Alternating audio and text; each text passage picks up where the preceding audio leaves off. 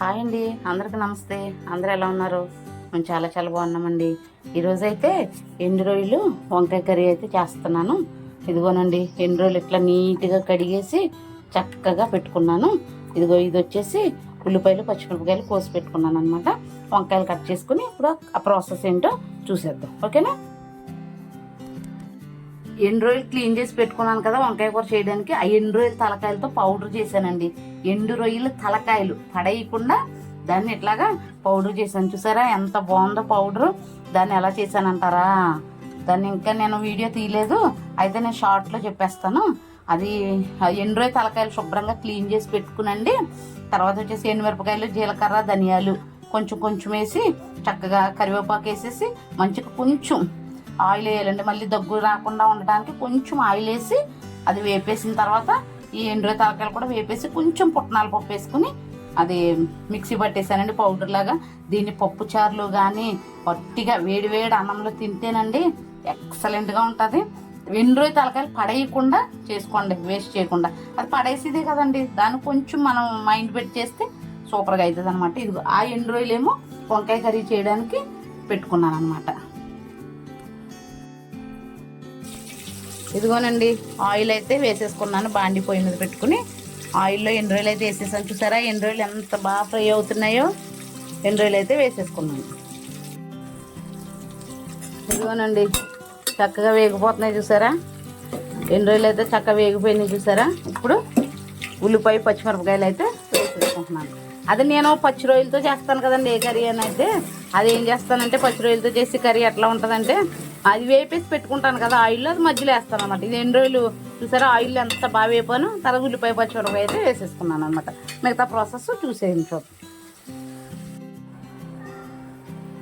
ఇదిగోనండి, ఎగిపోయిన ఇవన్నీ వంకాయలు అయితే వేసేసాను. ఇందులో నీట్గా కడిగేసి పెట్టుకుని వంకాయలు అయితే వేసేసుకున్నాను, ఓకేనా? ఇదిగోనండి, వంకాయలు అయితే మగ్గుతున్నాయి కదా.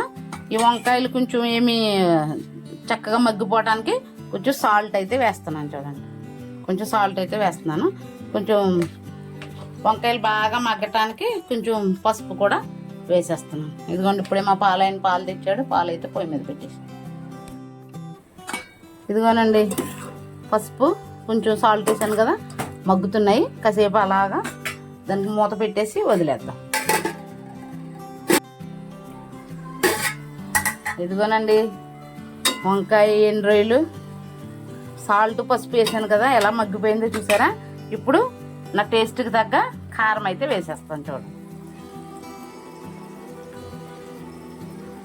ఇదిగోనండి నేను ఇలాగా రెడీ చేసి పెట్టుకున్నాను అనమాట. టమాటాలు రెడీ చేసి పెట్టుకున్నాను. ఇంకో కొత్తిమీర ఇక్కడ రెడీ చేసి పెట్టుకున్నాను. కరివేపాకు అండి నేను కూర ఉడుకుతున్నప్పుడు వేస్తాను. ఉడుకుతున్నప్పుడు వేస్తున్నప్పుడు ఆ ఫ్లేవర్ చాలా బాగుంటుంది. తాలింపులో కొంచెం వేసినా కానీ కూర ఉడుకుతున్నప్పుడు కూడా వేయండి. అది అసలు ఫ్లేవర్ ఒక్క రకమైన టేస్ట్ ఉంటుంది. ఎలా ఉందో నా కామెంట్ బాక్స్లో కామెంట్ చేయండి. ఇదిగోనండి, కారం వేసిన తర్వాత మన వంకాయ ఎండు రొయ్యల కర్రీ చూసారా ఎంత బాగుందో. ఇప్పుడు నేను కొంచెం టమాటాలు అయితే వేసేసుకుంటున్నాను. ఇప్పుడు టేస్ట్ అదిరిపోతుంది అనమాట వంకాయ ఎండు రొయ్యల కర్రీ.